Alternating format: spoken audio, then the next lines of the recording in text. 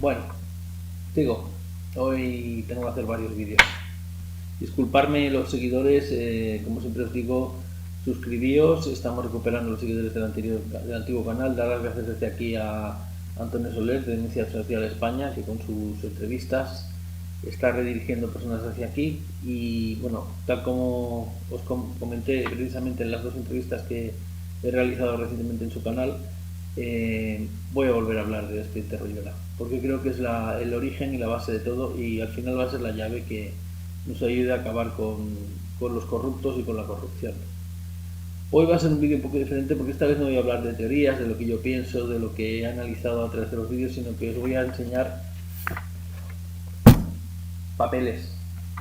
Y estos papeles me los ha dado directamente Alberto Royuela, porque la semana pasada fui a verle, por motivos que ahora no vienen al caso, pero fui a verle, y como hace siempre cuando viene una persona nueva que todavía no ha entrado en su domicilio, en Manso 52, pues lo primero que hace es darte un paseo por diversas estancias, ¿no? Donde tiene un montón de archivos y de papeles, y la mayor parte son copias, hay algún original, pero básicamente son copias, por motivos de seguridad, claro, donde te demuestra que el expediente Royola es cierto. Siempre os lo he dicho, que yo desde el segundo vídeo que hizo Santi Royola, que fue el que empezó todo esto, ya vi que era cierto, por motivos que a lo mejor ahora no vienen al caso, pero básicamente porque el primer vídeo me pareció increíble, pero el segundo empecé a prestarle mucha atención.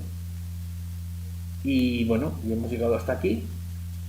Y ahora pues me veo en la obligación de comentaros algunas cosillas. No voy a comentar muchas cosas para que veáis que esto es absolutamente cierto y que todo aquel que dice que el expediente Royola es falso tiene intereses ocultos, no se basa en la realidad ni en la verdad, y además perjudica a la lucha contra la corrupción y por lo tanto os perjudica a vosotros, a todos los españoles. Porque la corrupción es el peor problema que tenemos en España y el que nos impide levantar cabeza y el que nos puede llevar al desastre total. Como bien estáis viendo todos los días, tampoco hace falta yo que lo demuestre. Pero en todo caso, os voy a leer la portada, ¿no? de uno de los documentos, de estos documentos que me ha pasado Alberto Royola. Tiene más de estos, si vais alguno o alguna de vosotros os lo pasará. Y hay más documentos, pero bueno, este me parece que es el más interesante, el más importante. 4, o sea que debe haber otros 3. Genocidio, de 1987 a 2007. Este dato no se ha comentado muchas veces en el expediente Royola, porque Santi va directamente al lío. Pero los asesinatos que demuestra el expediente Royola se cometieron del año 1987 a 2007. Es decir, desde la segunda legislatura del PSOE hasta el retorno del PSOE con Zapatero, que como bien sabéis coincidió con la jubilación de Mena y el encaje de bolillos o el juego de manos o el truco de magia que hizo Zapatero para que no se investigara nada, aprovechando que se jubilaba a Mena. Esto ya lo ha explicado Santi, pero bueno, me consideraba interesante comentarlo así como una pincelada, ¿no? Entonces pone debajo, de 1987 a 2007 el delito de genocidio no prescribe jamás en ninguna legislación del mundo, que lo sepáis, corruptos. El delito de genocidio no prescribe jamás en ninguna legislación del mundo, lo que significa que al final seréis juzgados. Tarde o temprano os juzgarán por estos crímenes, que es un auténtico genocidio. Se calcula que entre 2.400 personas y 3.500, el último cálculo me lo pasó a la herida, uno de mis seguidores, a que desde aquí saludo. Hay 3 o 4 seguidores por las redes sociales que son auténticos expertos, que han buceado en todos los datos que proporciona este terror, han hecho unos resúmenes y unos análisis fantásticos. Uno de ellos es Salas de la Herida, y desde aquí se lo agradezco, porque ese último dato tan reciente lo he extraído de esta persona, de los comentarios que hace en el chat. Si en alguna ocasión quiere que le haga una entrevista o que ampliemos esos datos, pues estoy a su disposición, mi canal está a su disposición. Pero en todo caso, deciros que esos 1.000 y pico asesinados de más, sobre el último dato, que eran 2.400, están en el Sáhara español. ¿Me explico? Hubo allí matanzas. Y un día lo explicaremos, o mejor dicho, ya lo explicará Alberto Royuela y Juan Martínez Gasa o Santi o quien sea, o quien toque, cuando se considere. pero yo os lo adelanto. Esa es la diferencia de muertos. Con lo cual estamos hablando del doble de los asesinatos que cometió ETA. Es fuerte, es fuerte. No ha ido ni una sola persona a la cárcel, ni a una persona se la ha investigado ni se la ha juzgado por este tema. Y como bien sabéis, cada vez que se ha intentado investigar, han pasado cosas extrañas, incluyendo intentos de asesinato de don Alberto Royola o el asesinato de su secretario, las trampas que le montaron a Santi, que todos conocemos ahora, etcétera, etcétera, etcétera. Bueno, sigo. Luego, prólogo y lista de asesinatos. Pues eso, hay un pequeño prólogo, que ahora no me voy a extender, y una lista de asesinatos. Aquí hay 800 asesinatos.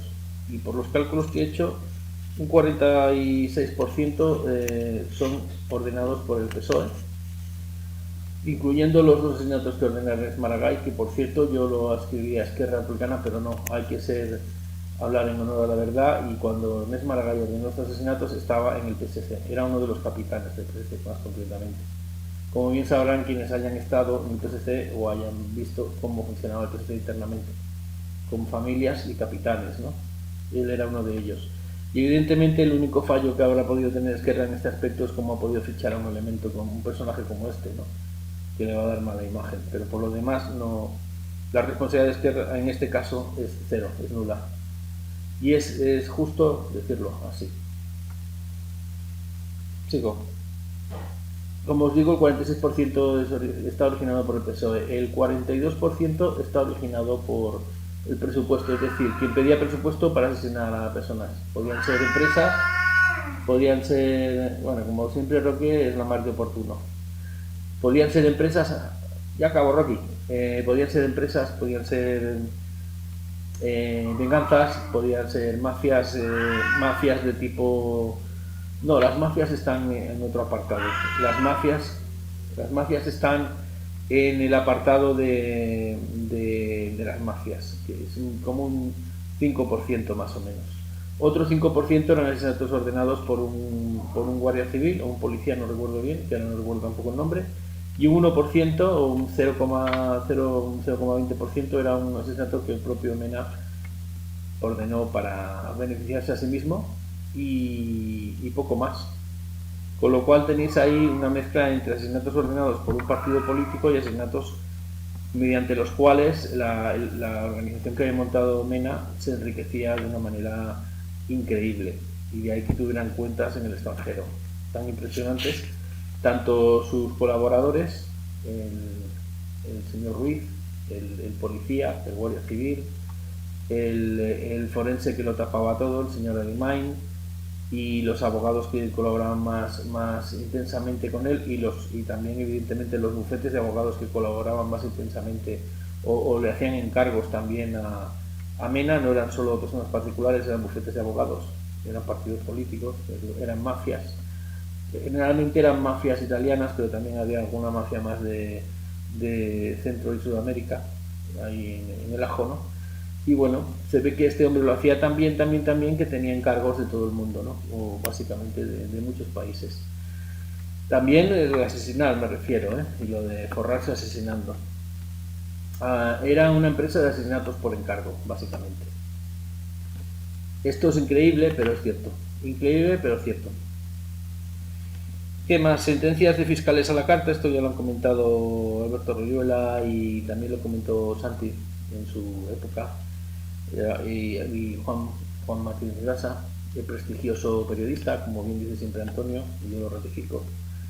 Y bueno, es muy grave también cómo se hacían sentencias y cómo salías culpable o inocente, no dependiendo si eras culpable o inocente, sino dependiendo de lo que se pagara para declararte culpable o inocente, y lo que quisiera cobrar el juez para declararte culpable o inocente. Esa es la justicia que tenemos en este país. Luego está la relación de bancos y cuentas bancarias. Bueno, en cuanto a los asesinatos, os voy a enseñar así, abuelo pluma, ¿no? Una de las páginas, ¿lo veis? El nombre, quién lo encargó, nombre, quién lo encargó. 744 exactamente. Es un extracto bastante orientativo de los porcentajes de quién encargaba los asesinatos y bueno, y el grado de éxito. Fallar lo que se dice de fallar, fallaron con los asesinatos de Mariano Rajoy y poco más, no fallaban mucho. Por lo demás, va a ser corto porque el gato no me está dejando hacer el directo. El gato no me... Para, Rocky, para, por favor. Y bueno, me va a venir bien porque ha sido un vídeo cortito. Rocky, vale ya. Un segundo.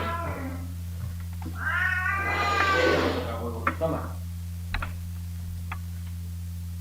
Bueno, solucionado. ¿Qué más? Sentencias fiscales a la carta, ya os lo he dicho. Bueno, las sentencias fiscales a la carta están aquí. Por ejemplo, estos son los encargos de los asesinatos. Y lo que cobraban. Los encargos de asesinatos, bueno, aquí hay un encargo de asesinato, por ejemplo, ¿veis? Está tapado uno de los nombres, de quién lo encargaba, pero no del asesinado. En este caso, el asesinado era la asesinada. Mercedes Viñas Berrocal, bueno, así aleatoriamente, ¿no? Luego aquí están otro ejemplo de aquí están cómo se amañaban las sentencias, ¿no? También hay nombres tapados, pero bueno, aquí lo ves. Se le indicaba al juez, a cambio de una cantidad monetaria potente, que decidiera sobre la inocencia o culpabilidad de la persona, no en base, ya os digo, si era inocente o culpable, sino en base a lo que le estaban pagando. Este es el país que tenemos, ¿no? Luego ya viene todo el tema de las cuentas bancarias. Aquí es el encargo de asesinatos. Por ejemplo, asesinato Fernando Barroso Tirado, por encargo. Cobrado 60.000 euros. Este era de los baratos, luego había hasta de 200.000 euros. Pagos, equipo Ruiz, 6.000. Equipo Juan Manuel, 4.000. Otros, 4.000. Ingresado en VS, 46.000. Aquí lo tenéis, otro ejemplo, ¿veis? Hay unos cuantos, O sea, el de Tocho ya lo veis, ¿no? Aquí está. Asesinato por encargo. Luego ya pasaríamos a lo que es, lo que sale aquí, creación de bancos y cuentas bancarias, que esto, como bien sabéis, ha traído mucha cola. Y bueno, pues nada, por ejemplo, Credit Suisse, en el que lavaba el dinero de los asesinatos, ¿no? Pues aquí tenéis, cobrado 1.000.000 de pelas. Esto era antes del 2000, claro. Y era la época, ¿ves? Aquí se ve, no se ve. Lo veis al revés. Bueno, pero solo lo enseño para que veáis que no me estoy inventando nada, ¿no? Y que desde luego la familia Royola no se ha inventado nada.